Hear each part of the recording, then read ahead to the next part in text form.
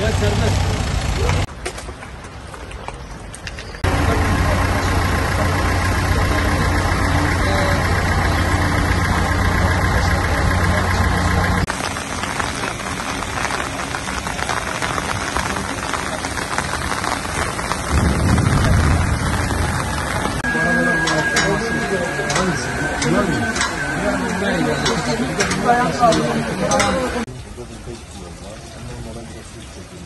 Kentsel dönüşümle girmiyor bu. Yara, muhtar, belediye falan araya girdi. Bunlarda kayda değer bir şey bunlara sunar yapıyor. Öyle üretiliyor. Her sene... İçerideki sınır... Numara, borçlu bir kadar mağdur bir insan. Her numara...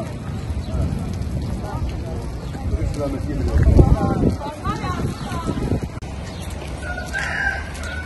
Kolay gelsin. Şu anda onlar buraya da uğrayacak. Zaten onlara biz de söyledik. Hem diğer taraf için hem bu taraf için.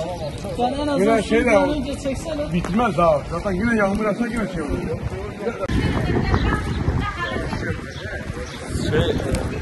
Versene bir film alalım.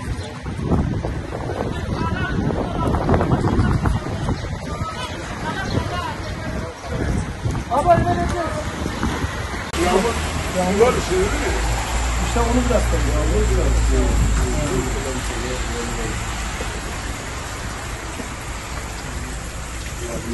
Nereye kadar dönmüştü? Yağmur şeyi.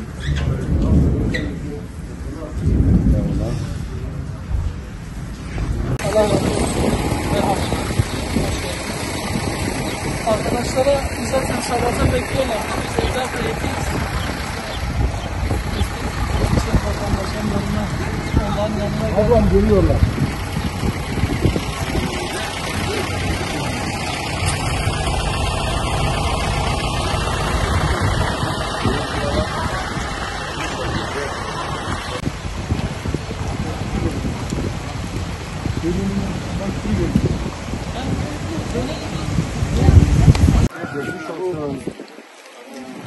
Evet, burası değil mi? Evet. Selamünaleyküm.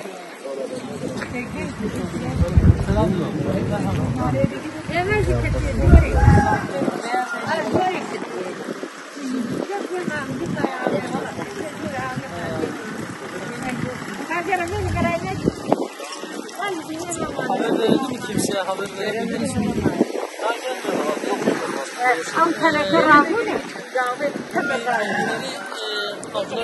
Bilgi alabilirsiniz. Onu iletelim.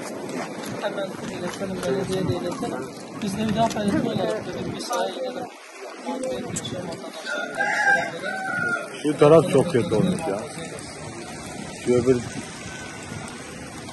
Orası.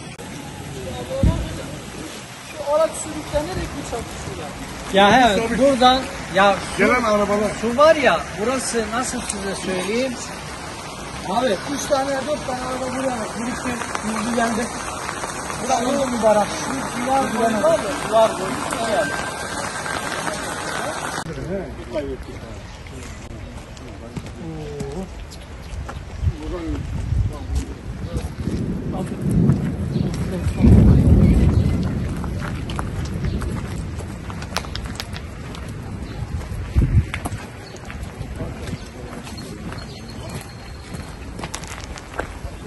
Abi kolay gelsin.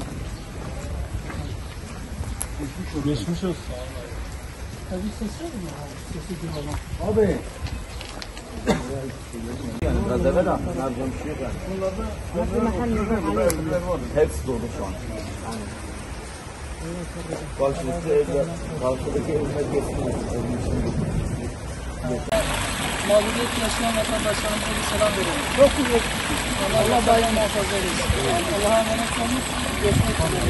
Allah razı olsun. Selam verelim.